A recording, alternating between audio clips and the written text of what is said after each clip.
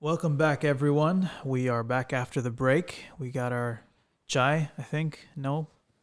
Do you want chai? No, I think I drank it all. There's more chai. Okay, cool. But anyways, we're back with Imam Sohaib Sultan from Princeton University. We're really happy to have him here, and we're having great discussions on the role of chaplaincy, the role of imams and community development. What are we going to tackle next? So I actually wanted to backtrack a little bit. So Imam Sohaib, you had mentioned, or rather, we spoke about your book, Quran for Dummies. But there was something really interesting that happened in the last 5 years with the book, right? That there were these two people who were trying to join a militant organization, trying to join ISIS or something like that. Can you tell us about that? And what was some of the story behind it and the reaction behind it and whatnot? Yeah, so there were two youths from the UK who what was found in their suitcase was that they had taken copies of the Quran for Dummies, Which you'd written. which I had written in 2004, and so this kind of became a big media circus that, I think there were two parts to it. One was that there were people who were looking at that and saying, oh, this is the book that maybe is inspiring them to jihad, right? Which is absurd. If anyone reads the book, it's the most anti-jihad book that's out there. But secondly, people were trying to delegitimize these youths and saying that, look, their radicalism is based in ignorance because they're having to read a book like the Quran for Dummies, right? They don't even know anything. And so I think you had both narratives. You had the Islamophobic narrative as well as the Muslims who are trying to say, hey, these guys are fools. They need a book like the Quran for Dummies to educate themselves. And so, lo and behold, a lot of that, attention came to me as the author of the book. And, I took it as an opportunity to revive interest in the book. And I had written it soon after 9/11 because there were so many misunderstandings about Islam and people had questions about what does the Quran say. And I saw, when I looked out there, Barnes and Nobles or any bookstore, you would rarely find books that were easy and accessible for people. And so that was the whole idea behind the Quran for Dummies, even though it was the publishers who invited me to write the book, and it wasn't my own idea, but it's one that I readily embraced because I thought books like that were really needed. Yeah. And did sales go up after it was featured in on the news? I think so, but not too much. Okay.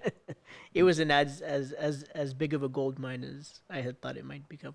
Nice. I think this is also an interesting point.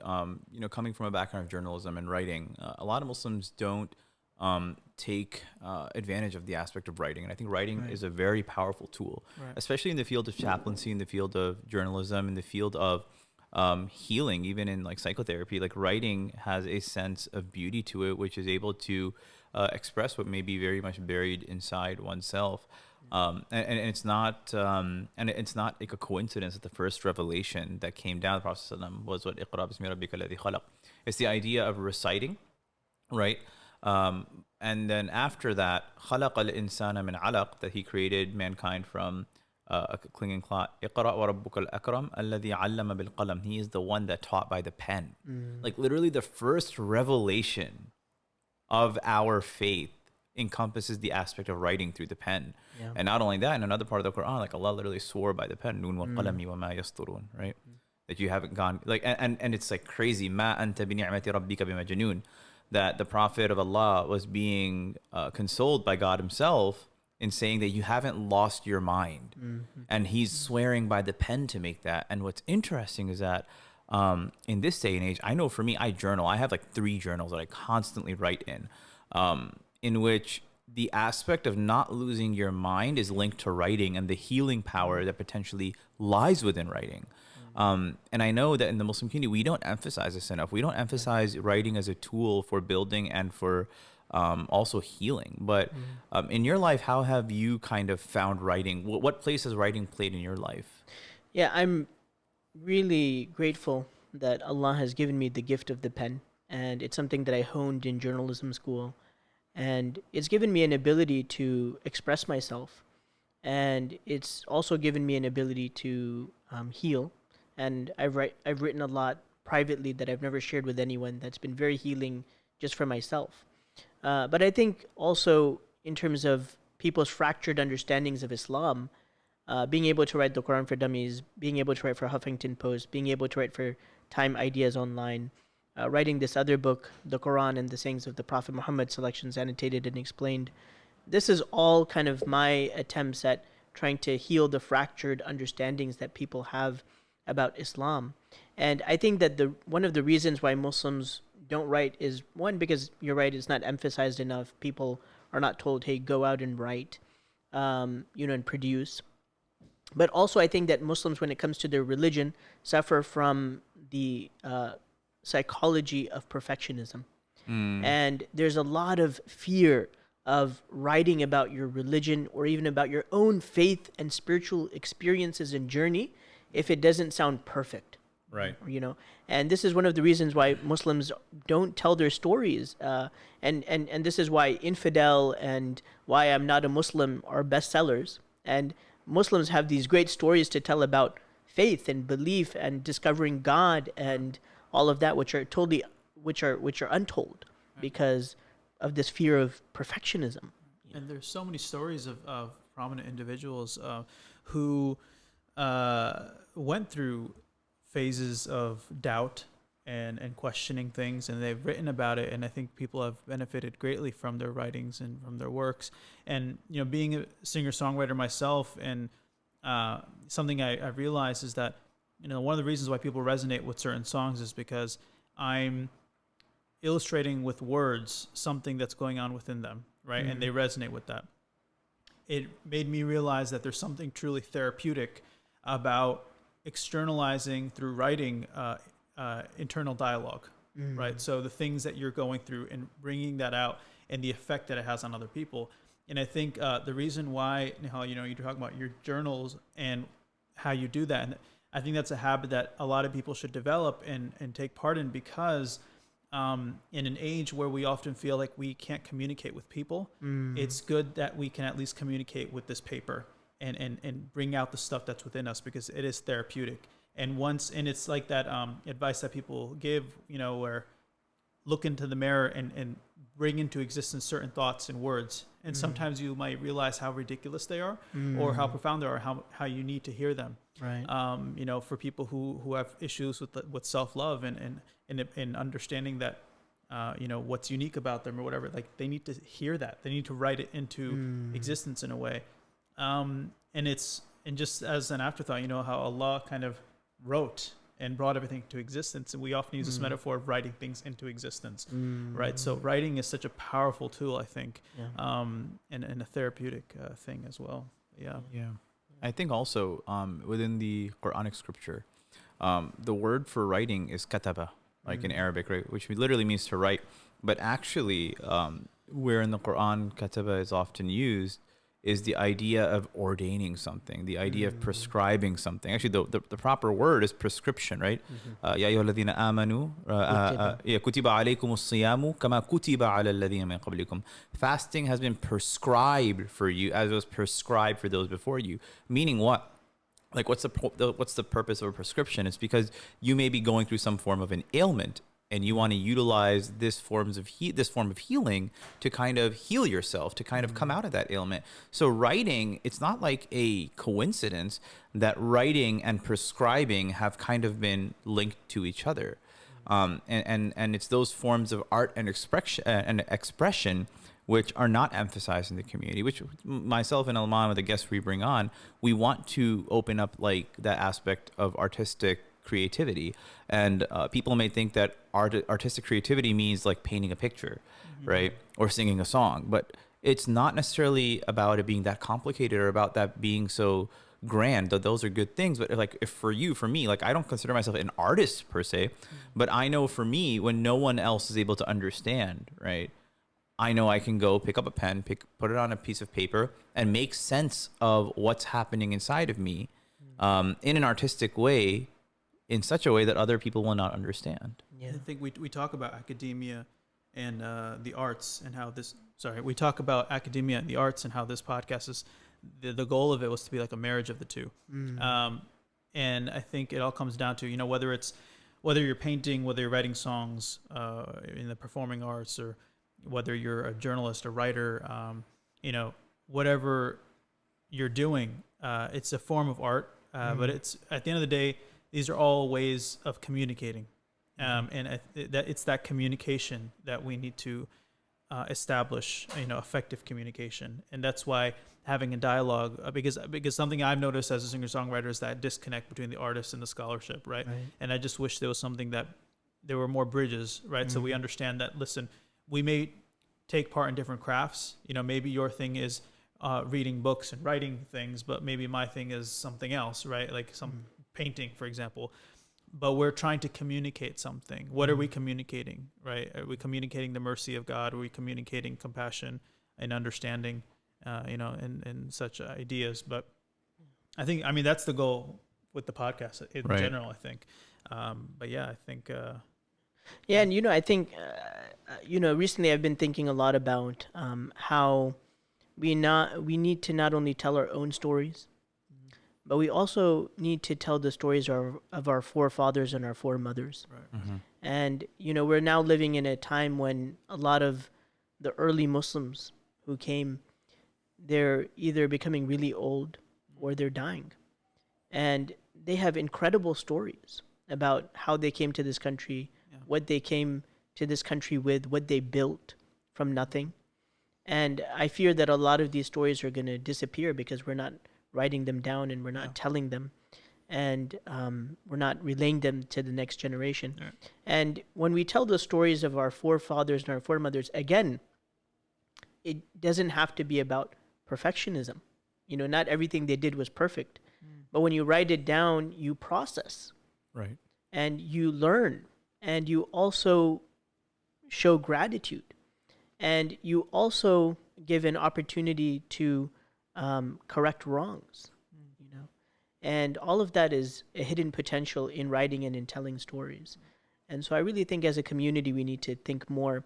And throughout Muslim history we have been storytellers, right? So this is not at all some novel new idea, but I think as American Muslims we really need to think about the power of storytelling and how this needs to be at the forefront of the work that we're doing. Yeah, there's that saying, if you don't know where you came from, you can't know where you're going. And I think for us, for many of the listeners, people who may be, first generation American Muslims who are bilingual, we understand Urdu or whatever language, Arabic. We can communicate with our elders, and we can understand their stories and communicate with them. And I think it's almost our responsibility to kind of write about that and write about their experiences.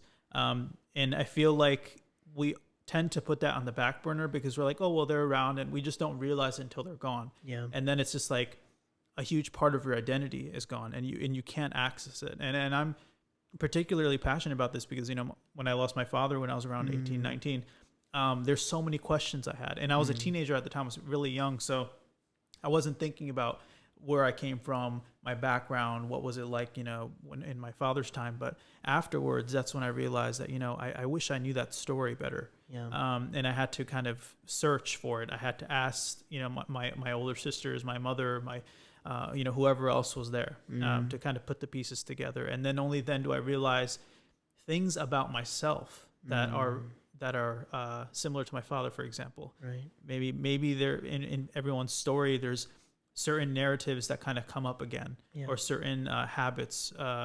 It's just a fascinating thing to kind of go to our elders, and instead of being a part of this culture where we kind of cancel them out, we were talking about earlier, pushing them away, but embracing what they have to say and their experiences. And it's so important what you said about this idea of perfection. It's not about how they were perfect, because we know they weren't. The whole part is that this is a story that is happening and will continue. They had their story, and now we have ours, but we need to know where we came from to know where we're going. Yeah. I think on that point, we our generation, and when I say our generation, I mean those of us whose parents, and this specifically refers to immigrants and the kids of immigrants, those of us whose parents came from a different country, settled here. And we had to go through a lot of like turbulence, I'd say, turbulence in understanding who we are. Are we American, or are we like Albanian, or are we Turkish, or are we Indian, or Pakistan, whatever. So there's that aspect. Then there's the aspect of being otherized by our common American citizen, right? I had just written something in the Hartford Current about this: why we otherize Muslims, why do our fellow Americans otherize us? And then on top of that, coming to terms with what does it mean to be a Muslim here in the United States, coming from a certain ethnicity. Now, this is our turbulence, right?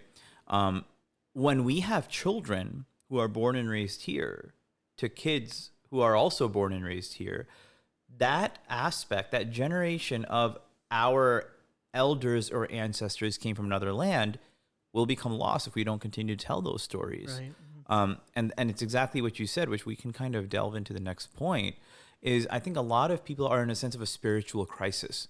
And a spiritual crisis that stems from not knowing oneself and where one came from. So you'll see certain aspects of the Muslim community, right, where somebody becomes more, I like to say, spiritually aware of themselves, where they may begin to disavow like where their parents came from, right? They begin to disavow, this Desi Islam, or this Arab Islam, or this Black Islam. Like people begin to disavow that for something else. And I think that's problematic, because you're literally disavowing something that is not, number one, entirely bad, and number two, which people are conflating an issue of like self-hate with not acknowledging what their faith is, Right. And not knowing where things not come knowing from. where they came from, and then thinking, and then creating like some sense of like alternate identity as to where they came from. And I think also in 2020, America, or in the West, right, literally, if and you know, this is where I think it comes to pushing the fold. If I choose to identify as a certain ethnicity, there are certain segments that may push back, say, yeah, you can identify however you want if you feel you want to identify like that, right? We literally see, I forgot what was the head of the NAACP. You know, she had for years basically convinced people that she was Black, but she was a white lady, right? Who was not Black. She's like, no, but I feel Black. That's literally what it was. Right. Like, you've right away disavowed so many people's narratives. You have made light of African Americans that may struggle in this country because of the disparity in economics, because of the disparity to renting a nice apartment, like all those things, like one shot, done. Right. And I think we're kind of facing this spiritual crisis rooted in not knowing who we are. So how can we kind of better tackle that? I know there's a lot to unpack there. Yeah, I mean, I think for one, we need to have a far better understanding of the relationship between religion and culture. And, you know, on the one hand, there are people who make no distinction. Yeah. And then there's other people who, in response to that, are trying to run away altogether from culture.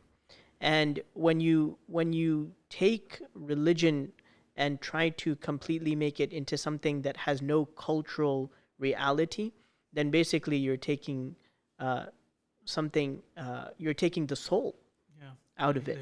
You know, you're taking the humanity out of it, right? And this is what leads to a certain type of fundamentalism, to be honest with you, like this idea of puritanicalism, right?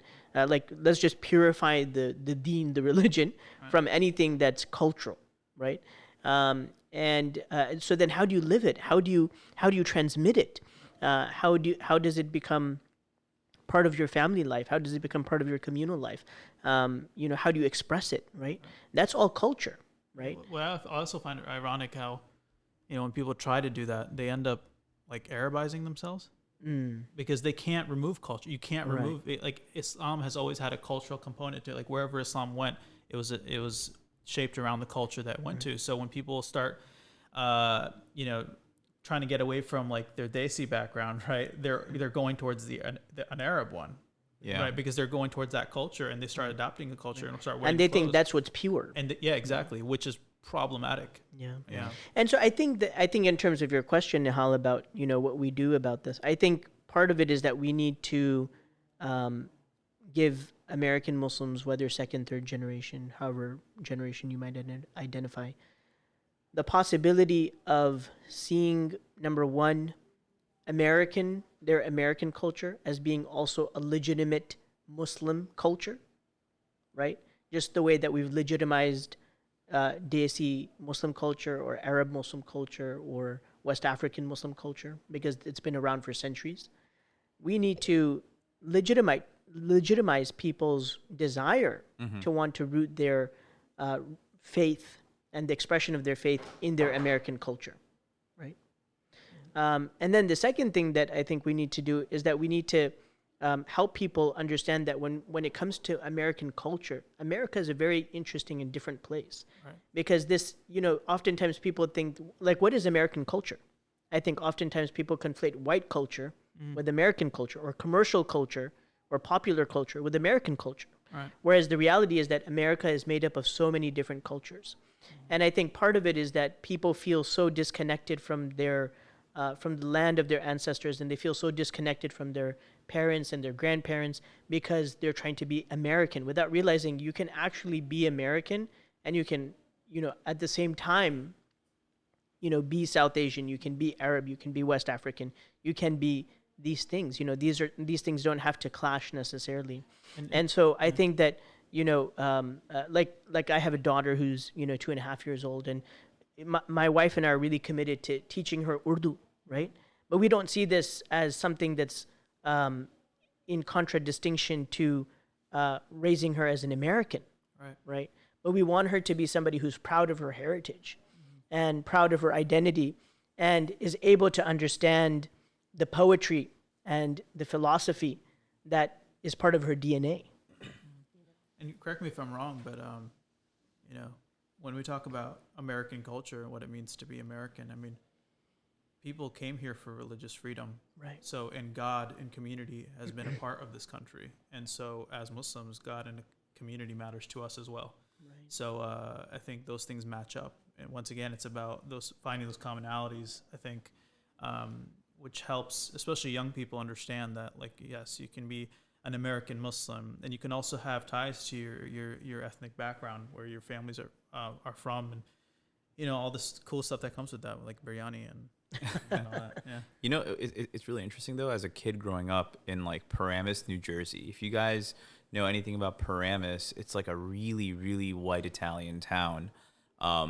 And growing up there, I had a really it wasn't a positive experience to be, number one, brown, and then number two, to be Muslim living in that town. And we were there for almost 20 years. Granted, I did have good experiences while I was there, but I remember as a kid, I would, people couldn't say my name, Nihal, right? And not only that, I would be so embarrassed when they tried to say my middle name, right? Ahmad, right? Ahmad, Ahmad, I'm just it wasn't an easy experience.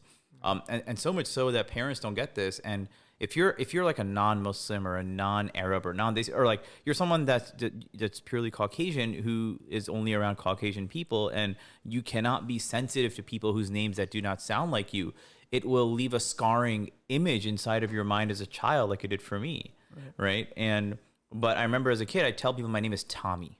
Right, because they just couldn't say it. Or I tell them my name is Nick because they couldn't say Nihal. Right. And as a 7, 8, 9, 10, 11-year-old, what do you expect? But now it's funny. Now it's just like at the beginning of this episode, I said everybody's first, middle, and last name. My middle name, my full name is Nihal Ahmed Khan. I'm gonna own it, right? And that's the narrative that I want to give to my kid, right?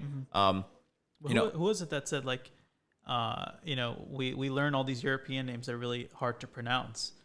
And it's it's become a part of our culture in America, where that's a given. You have to pronounce it correctly. But then when it's we can say Schwarzenegger. Yeah, exactly, right. Arnold, right? It's you can say that. So we should become why can't you say Alman Chand Nusrat? Yeah. Right. I was thinking with Hassan Minhaj, right? When he was on Ellen. Yeah. He made her say his name right. And look, Muhammad Ali literally had to fight in the boxing ring to own his name and for his name to be recognized. Right. And I think that we owe it to people like Muhammad Ali and the people who came before us to really own our names, and there's something so powerful about a name, right? When a child is born, the thing that is given the most thought is the name of the child. Right. And I think that so often I meet young people, and the first thing I ask them is, what does your name mean? And a lot of young people don't know what their names mean, And this is not even just true in America, but it's even true abroad. I have this cousin who's from India, and his name is Fahmuddin. Like The what a understanding of the religion. understanding of the. I was like, this is a profound name. This guy is like in his mid 20s. The last time I saw him, and I was like, do you know what your name means? He's like, I have no idea. You know. Wow. And it just like blew my mind that such a powerful name, and we don't own it. We don't understand it. We don't understand the power that is contained within it. Yeah. I think that's such a profound thing, because there's teachers that I've met who they whenever they meet anyone, even if it's a person who's not Muslim, they ask them the name. They're like, what does that name mean? Where does that name come from? And you look on people's faces, it's like for the first time in their life, because that question of like, what does your name mean? It's almost like asking you like who really are you? Yeah. And it's like Yeah. it's a big thing. Yeah. So what does Alman mean? That's an interesting one, because okay, so let me explain for our listeners, right? So Alman, and apparently in a lot of languages, means German or German man. And we saw the imam at the sheikh at the Teaneck Masjid, right? When I said my name's Alman, and he was like, haha, Almani. Or like he said Germany, because he was like, is he German or something? So, but apparently in some language, I think Turkish or something, it means kind, willing, and wise. Yeah. What's one of the questions I had to The ask Germans my got it parents. from the Turks. Yeah. And then my middle name Das is ist John, gut. and then my last name's Nusrat. So it's like my full name means German man, moon, victory. Yeah. So basically, you're the first man on the moon. Right. Let's get back into it, and then we can kind of close off on this because we're coming to our end. So, hey, I know this is something that a lot of Muslim leaders don't talk about. It's kind of taboo, but you as an imam, how do you, or as a Muslim community leader, what is your escape when you're not at work? Like what keeps you busy when you're not, when the topi is not on? Yeah. But I don't really wear a topi. But like but like when you're not in that position, like.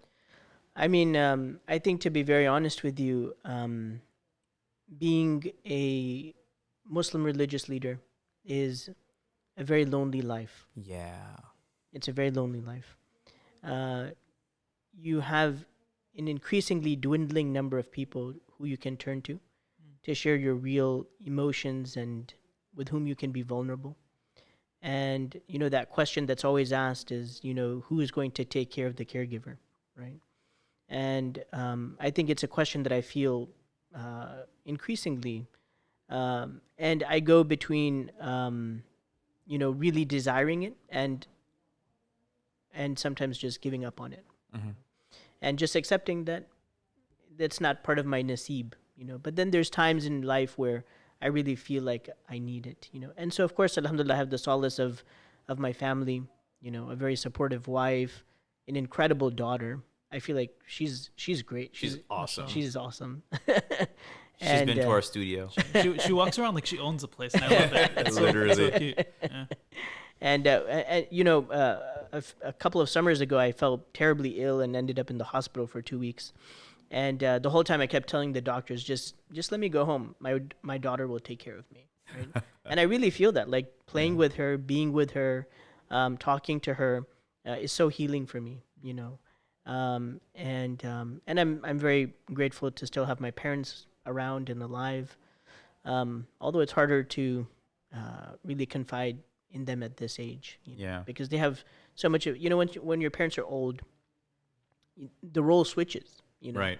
And you have to take care of them, and you want to reduce their anxieties, you want to reduce their worries, and the last thing you want to do is tell them about all the things that are, bothering you or aching you.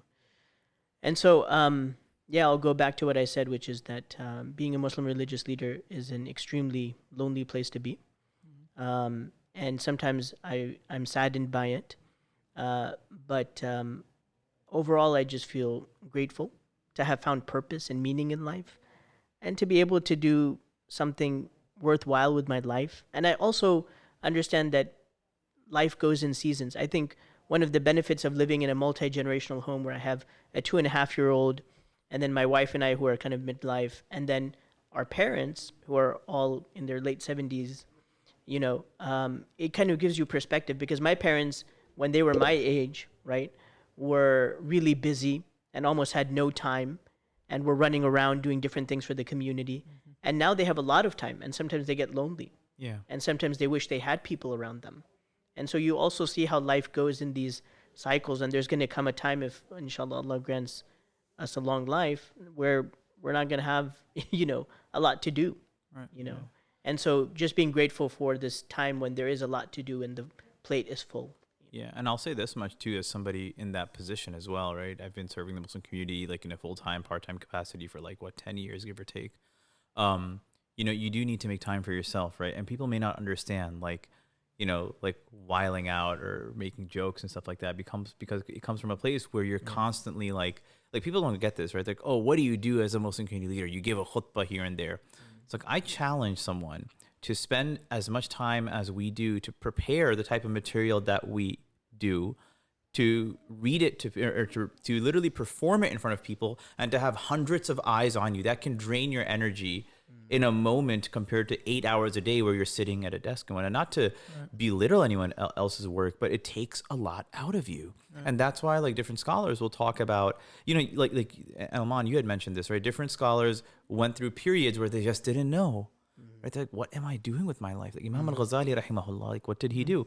He literally revamped his whole ideology, his whole spiritual ideology as to how one should conduct themselves as a believer. Imam al-Shafi'i, rahimahullah, he literally had two schools of fiqh, of law, because he was like, man, I don't know, I got to redo this. And for us to kind of glamorize and to make it seem as if these scholars lived in a very linear golden age would be doing a disservice to the entirety of the Muslim community. But I also know we're on another note, we're kind of running short on time. Yeah, well, I just wanted to say, so Imam Sohaib, what is going on at Princeton? How can people keep in touch and stay up to date on what's going on there? Yeah, our website is muslimlife.princeton.edu. We've built a town and gown community where it's not just a community for the students, staff, and faculty, but it's for anyone who lives around the Princeton area. And we have a lot of different classes and events and gatherings for people to join. But everything we do is really just an excuse to bring people and hearts together. And we really believe that in this time of loneliness, in this time of anxiety, in this time of depression, people need good company. Right. And so we try to create interesting and creative programming, but that's really just an excuse to bring hearts together, to bring Muslims together, to bring people of faith and people who are searching for God, together in one place, to be able to converse and exchange ideas and to feel each other's good company. That's amazing. Well, inshallah, we can. Where can people find you? Sorry. Right. And so, I'm on the campus of Princeton University just about every day of the weekday. And I'm in the multi-faith center called Murray Dodge Hall. I invite people to come and visit, send me an email, and I'm always happy to receive people. I always tell people my door is open. I always tell people that my office is a space where people can come and talk, where they can experience non-judgmental advice about life. And so I'm always open. Are you on social media? I'm on social media. I'm on Instagram and on Facebook. I don't share a lot there other than, my family's pictures and updates. And the Adventures of Radia. The Adventures of Radia. That's what this episode is going to be called, The Adventures of Radia, Faith in Fine Print. Yeah. Imam Sohaib, thank you so much for joining us. Thank you. It's an honor. Thank you so much for listening. Imam Sohaib is doing wonderful things, and it's truly an inspiration to sit here, take from him, and have these wonderful discussions. Inshallah, we hope to have him back again. And thank you so much for listening, everyone. This has been Faith in Fine Print. This is Alman Nusrat and Nihal Khan. Thank you, Imam Sohaib, so much. Assalamu alaikum. Thank you. Assalamu alaikum, everyone.